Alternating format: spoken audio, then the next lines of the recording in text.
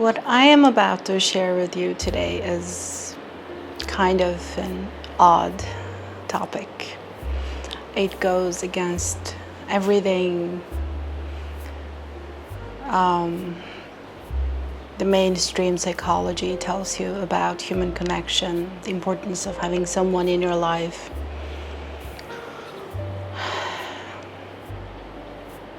My experience has been very different.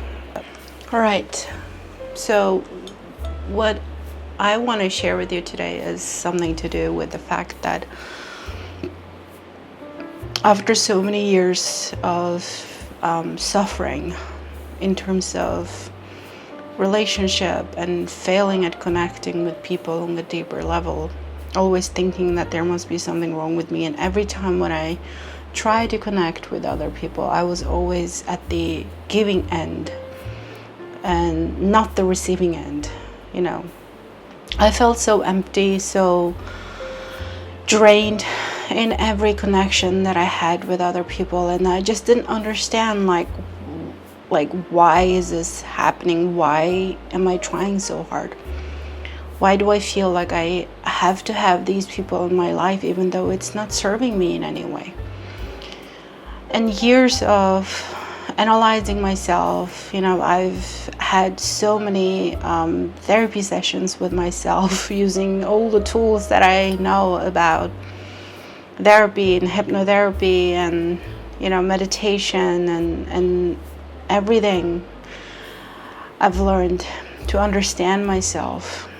And the conclusion that I came to was that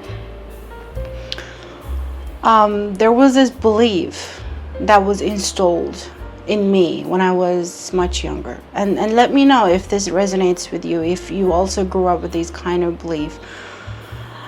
And that I had to have people around me, especially, the intimate relationships, close friendships, like best friends, in order to be seen as a normal person. But I never really had that many friends growing up. I only had these 2 friends growing up, and one of them was my best friend. But then we fell apart after I moved to Norway, and now we don't have any contact anymore. And even as an adult, I always struggled to be friends with other people.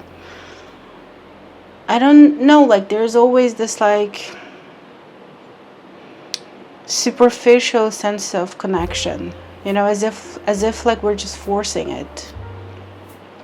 And we are staying friends because we both wanted to fulfill some kind of emptiness, fill some kind of emptiness that we felt in our lives. And now I understand this. It comes from the belief that I was talking about earlier, that you have to have someone in your life in order to feel complete. And especially there were a lot of emphasis on having a romantic partner, finding the one, for example. And I put way too much importance on that. And as if other people could give me something that I cannot give to myself. The only way I can explain this feeling is that I believed that when I was in pain, when I was suffering, that other people somehow have the power to pull me out of that darkness, that they could somehow save me. And therefore I placed way too much importance on my connection with other people. So what happens when we put too much importance on our connection with other people is that we somehow give them the power that's supposed to be ours. And we invent the feeling of loneliness. I used to believe that the feeling of loneliness was real. I just felt like I had to have people around me. I had to have connections. Otherwise, I will end up feeling lonely. And somehow I associated a strong negative feeling with the word loneliness. and therefore it scared me. But once I faced it, once I understood that if I really be honest with myself, I don't feel the need of connecting with anyone on a deeper level. Whatever that means. Honestly, like most of these weird words that we use in psychology, in these, self-help books, in these new spiritual stuff, doesn't make any sense to me. I have to be honest. It all feels like just words without any tangible meaning. So the conclusion I came to while I was isolating myself from other people, while not socializing and not reaching out to anyone, just sitting with myself, just living my life, just be present, and I start to see that the answer all along to my suffering was to learn how to be complete on my own, to feel whole. Not to feel that strong craving or desire that I used to feel when it comes to connecting with other people. It feels like as if I have to receive the text message, or I have to have that phone call from someone. That there was this constant feeling of waiting for something to happen. Waiting to be acknowledged, waiting to be loved, waiting to be accepted. And all these waitings created this craving, this desire in me. It felt like almost like I couldn't let it go. But then the more time I spend with myself, just sitting with this uncomfortable, desperate feeling, the more I started to see that this feeling is the result of me thinking that I am not complete on my own. Because, to be honest, I have, like I said, always been on the giving end of any dynamic that I've been in. And whenever I needed something in my life, I never asked for any help. I've always been very independent. When I moved so many times in the past 15 years alone with my daughter, every time I paid strangers to move things for me. I never asked help from anyone. I had 2 major operations in the past 5 years. I went to the hospital by myself. I had the operation. I came home with a taxi. I took care of myself. I ordered groceries online. I never expected anybody to take care of me. And honestly, if I sit right here now, if I feel like I need something, I know that I already have the resources to take care of that. I've been through the worst part of my life alone, not asking for help in any way from anyone. And it took me 14 years. Honestly, it took me more than that if I count my childhood as well. Because in my childhood, I was even more desperate for friends, I always felt like I was excluded from groups. I always felt like that I needed, people around me. And I think maybe it's very normal for a child to feel in that way. But I'm mostly talking about my adulthood experiences. And so it took me more than a decade to finally accept the fact that I have always been self-reliant, self-sufficient. But somehow I just convinced myself that I needed other people, in a way that I waited for people to save me. I've just I felt like maybe I was just addicted to this feeling of being weak, like as if like if I admit the fact that I am strong, I'm enough, I'm complete, I can take care of myself, I can take care of things, then I would somehow just sabotage the fact that the one special person coming into my life, And once I finally accepted the fact that I've always been self-reliant, I never needed anyone anyway. Why did I lie to myself all these years thinking that, like I needed someone? And as I said in the very beginning, it's because also the informations that I've been receiving from my own education, from the therapist that I've talked to, from social media, from everyone really, that connection is so important. We have to connect, we have to do this, that, all that stuff. That made me feel like as if I am strange, as if I'm an odd person if I admit to the fact that I don't need anyone. And now, as a 37-and-a-half-year-old woman, I can finally sit with myself and be honest with myself. And the truth is that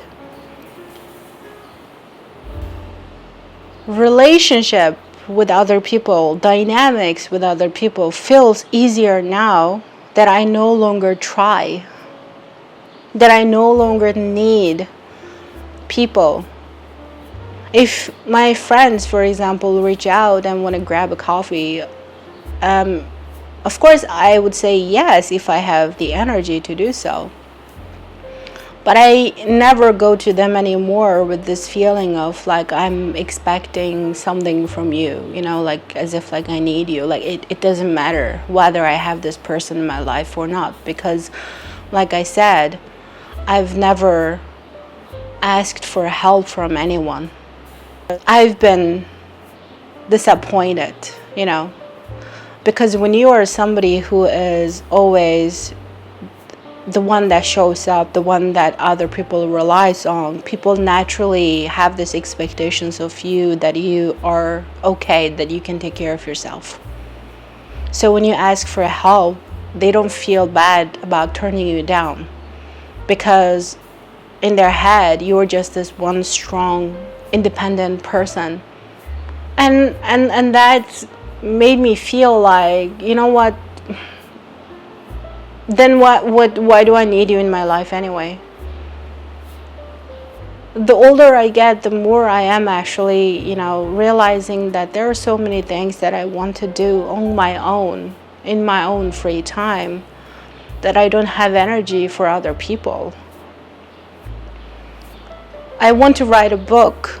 It has been my dream for the past 10 years, but because of my experience with solo parenting without any help, I didn't really have time to explore my interest in other things. I was just stuck inside of the survival mode and raising my daughter. So now that I kind of experienced so many painful things and also so many disappointments in life and with people, I've come to this understanding that the real cure to everything and also preventing that painful thing to happen in the future is that I have to learn how to feel complete and whole on my own. And that is what I have been focusing on in the past couple of years.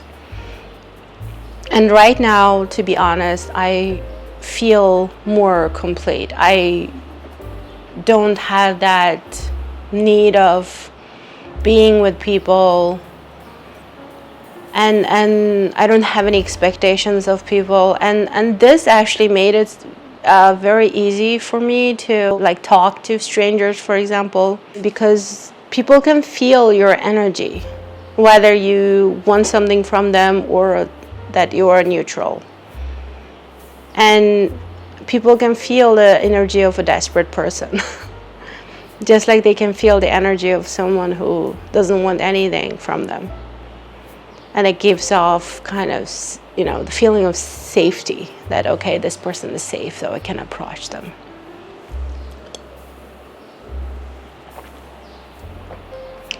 So, yeah, that has been my observation. So I no longer believe that other people completes you. I no longer believe that people can give you something that you cannot give to yourself. That if we want to build a relationship with other people, it shouldn't be based on what they can do for us or how they can complete us.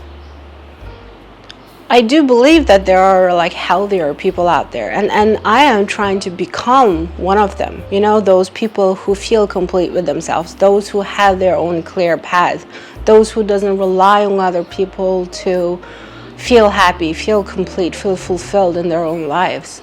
Because unfortunately, when you are vulnerable because of your expectations of what other people can do for you, this vulnerability can hurt you so much. And so in order to avoid that in the future, I finally see that the solution to that is to learn how to feel complete on my own, how to feel whole on my own, how to spend time on my own, how to do things on my own.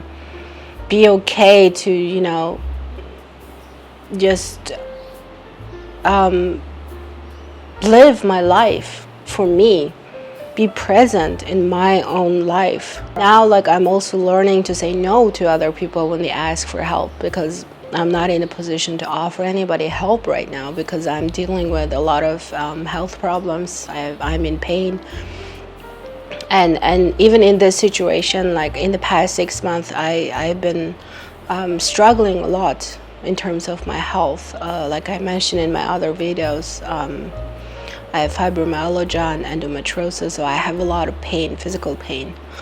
But even in this situation, I've never asked help from any of my friends. Because at the end of the day, when I ask myself, can I do this without the help from this person? The answer was always yes. Even if I had to fix something, for example, my dishwasher broke, there's nothing my friends can do for me. I had to call a repairer, I had to pay for it, I had to fix it myself, you know, like things like that. If I had to buy a grocery, there's always an option to buy it online. Like, so I actually don't need anything. I just want to be left alone. I just want to rest. I just want to be at home on my own to figure myself out more. So if you can relate to this in any way, let me know in the comment section so that I know that I'm not strange. But even if I am, I'm okay, because if I wasn't, I wouldn't be making this video, because I completely accept myself the way I am. However weird and strange and crazy my thoughts may be to some people. Anyway, thank you for listening to me. And if you're new here, remember to subscribe to my channel. And I will see you soon again. Bye-bye.